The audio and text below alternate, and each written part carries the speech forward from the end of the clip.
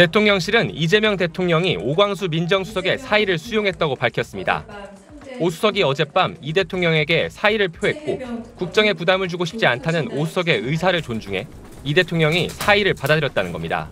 이재명 대통령은 공직기강 확립과 임사 검증을 담당하는 민정수석의 중요성을 두루 감안해 오 수석의 사의를 받아들였습니다. 오 수석은 지난 8일 임명 직후 차명 대출과 부동산 차명 관리 의혹이 불거지며 여권 일각에서 사퇴 요구가 제기된 바 있습니다. 검사장 재임 시절 배우자의 부동산을 대학 동기를 통해 차명 관리하고 이를 공직자 재산 신고에서 누락했다는 의혹이 먼저 제기됐습니다. 또 서울중앙지검 특수 2부장 시절 지인 명의로 저축은행에서 15억 원대 대출을 받고 상환 과정에 문제가 생기자 해당 저축은행 사주가 일부 금액을 대신 갚았다는 의혹까지 추가로 불거졌습니다.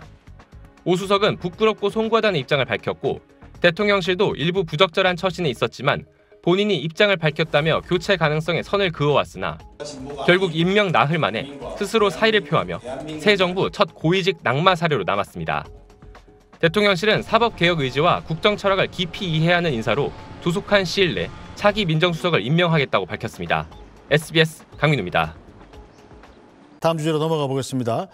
자, 이런 가운데 이 공직자 비리 감시와 인사 검증을 맡는 오광수 민정수석과 관련된 새로운 의혹들이 계속 제기되고 있습니다. 아내가 부동산 차명 관리를 했다, 이런 의혹에 이어서 이번에는 차명 대출을 알선했다, 이런 의혹까지 제기가 됐는데요. 자, 정화순 논술위원께서 이번 의혹 좀 설명해 주시죠. 차명 부동산 소유, 이어서 차명 대출 알선, 이것도 무슨 의혹입니까? 차명 부동산 소유 의혹에 대해서는 어제 아마 이 자리에서 제가 설명을 좀 드린 바가 있고요. 친구한테 자기 부동산을 맡겼다가 다시 이제 소송을 통해서 돌려받았다는 의혹이었죠. 그 친구 전모 씨에게 2007년에 또 그 전모 씨 소유의 부동산을 담보로 한 저축은행에서 15억 원을 대출해달라고 또 오광수 수석이 부탁을 합니다.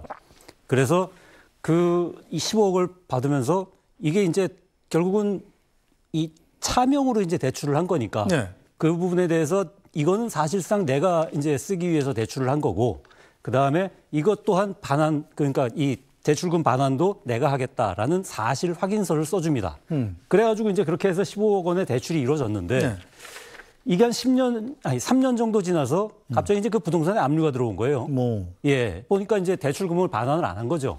대출을 반환을 안 했으니까 이제 그 이 압류가 들어온 건데 이게 압류가 들어오니까 이거 이제 어떻게 된 거냐 해가지고 이제 뭐 소송까지 갈 것 같은 그런 분위기가 되니까 그 대출을 해줬던 그 저축은행의 사주가 이거 사실은 우리 은행의 그 BIS, 그러니까 자기 자본 비율을 맞추려고 내가 쓰려고 사실은 이게 빌린 거다라고 하면서 그 15억 원을 내가 갚겠다라고 이제 얘기를 해요. 그래서 뭐 그 부분에서 일부 변제도 하고 이제 이런 사실이 이제 다시 새로 드러난 겁니다. 그런데 이 부분이 결국은 오광수 민정수석의 경우에 자신이 쓰는 것도 아니고 저축은행 사주의 부탁을 받고 그거를 갖다가 대출을 하기 위해서 친구 소유의 부동산을 이 담보로 잡혀서 대출을 하고 이 부분이 사실은 부동산 실명법, 아니 부동산이 아니죠 이거는. 예, 금융실명법. 예, 그러니까 차명 대출이라는 그런 의혹이 제기됐는데요. 아직까지 오광수 수석은 이 부분에 대해서 명확한 입장을 밝히고 있지 않습니다. 제 느낌으로는 좀 고민이 깊어진 것 같아요.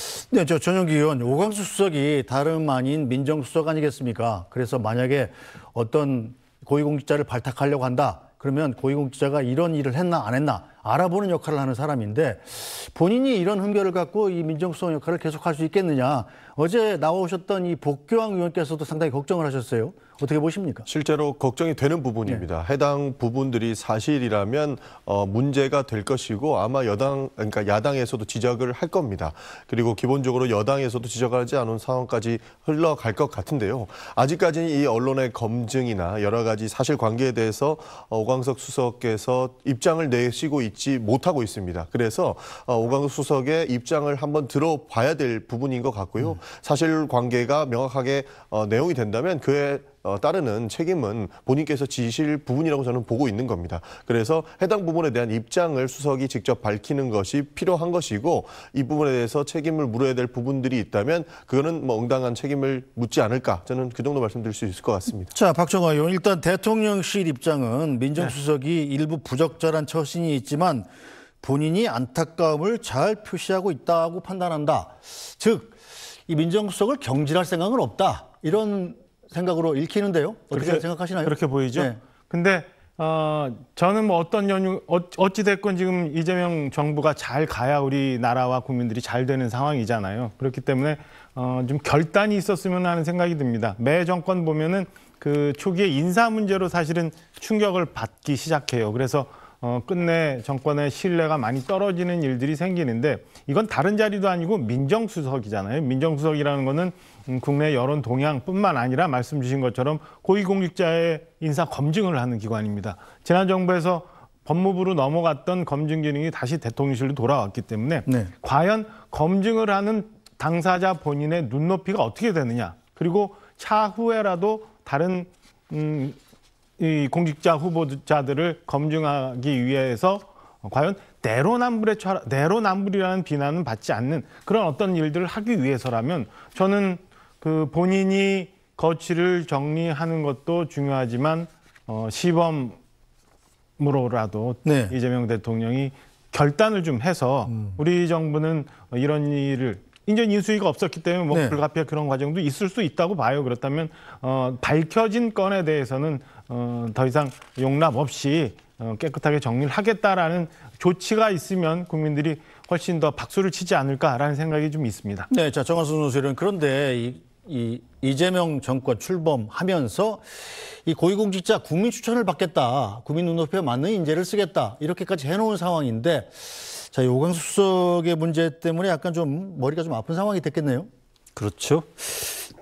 아마도 대통령실에서도 지금 고민이 많겠죠. 네. 저는 이거 하나만 명확히 하면 될 것 같다고 봐요. 지금 오광수 수석이 어떤 수석도 아닌 민정수석 아닙니까? 민정수석이 이제 지금 법무부 인사검증단이 갖고 있던 이 고위공무원에 대한 인사검증을 지금 대통령실로 갖고 오겠다는 게 이재명 정부의 이제 방침이고요. 그러면 그 일을 민정수석이 해야 되는데, 부동산을 차명으로 보유하고 있다든지 아니면은 공직자, 그러니까 재산 등록에 누락이 있다든지 아니면은 대출을 차명으로 받은 경력이 있다든지 하는 공직자 후보를 과연 대통령 민정수석실에서는 어떻게 처리할 것인가 이것만 한번 생각해 보고 그러면은 그 부분에 있어서는 부끄러움이 있을까 없을까 이거 한번 생각해 보면 될 것 같습니다. 네. 그래서 입장이 저는 빨리 나와야 된다라고 보는 겁니다. 기본적으로 오광수 수석이 임명될 때부터 여러 가지 논란이 있었거든요. 뭐 특수통 검사였다부터 시작해서 과거의 행적들을 기본적으로 리스크라면 리스크가 될 수 있는 부분들을 안고 출범을 했기 때문에 실제로 여론 동향을 안 볼 수가 없는 그런 상황이 돼버렸습니다. 그렇기 때문에 저 대통령실에 대한 부담을 덜기 위해서는 본인의 입장을 명확하게 밝힐 필요가 있는 것이고요. 언론에서 검증 기능을 하고 있는 부분들이 어디까지 사실이고 사실이 아닌 부분은 어딘지를 빠르게 정리해서 국민들께 알려주리는 게 이 지금의 논란을 헤쳐나갈 수 있는 방법이다. 저는 그렇게 보고 있는 겁니다. 네, 뭐 전용기 의원도 그럼 여당 의원으로서 이 오광수 수석이 빨리 스스로 거취를 결정해야 된다 이런 입장이신 건가요? 아닙니다. 거취를 당장에 결정하기보다는 지금 뚜렷한 입장을 내보이고 있지 않는 상황이지 않습니까? 그래서 유감은 많이 표명하고 있습니다. 그렇습니다. 예. 과거에 있었던 뭐 아내의 차명 부동산이라든지 이런 부분에 대해서 유감을 표하고 있는데 새로운 사실들이 나온 부분에 대해서는 뚜렷한 입장을 내보이고 있지 않기 때문에 해당 부분에 대한 사실관계 파악이 먼저 이루어져야 될 것 같고요. 그러면서 추가적인 이 책임론에 대해서는 아마 대통령실에서 적절하게 판단하실 것 같습니다. 아직까지는 조금 더 지켜봐야 되는 상황이 아닌가 싶습니다. 대부분 박정희 의원. 사실 아쉬운 게 이게 혐의의 성격이 좀 가볍지가 않아요. 네. 과거에 이제 낙마하셨던 분들이나 아니면 인사검증에 문제가 됐던 게 뭐 초기에는 아이들 교육을 위해서 위장 전입을 했다던가 아니면 농사를 짓지 않는데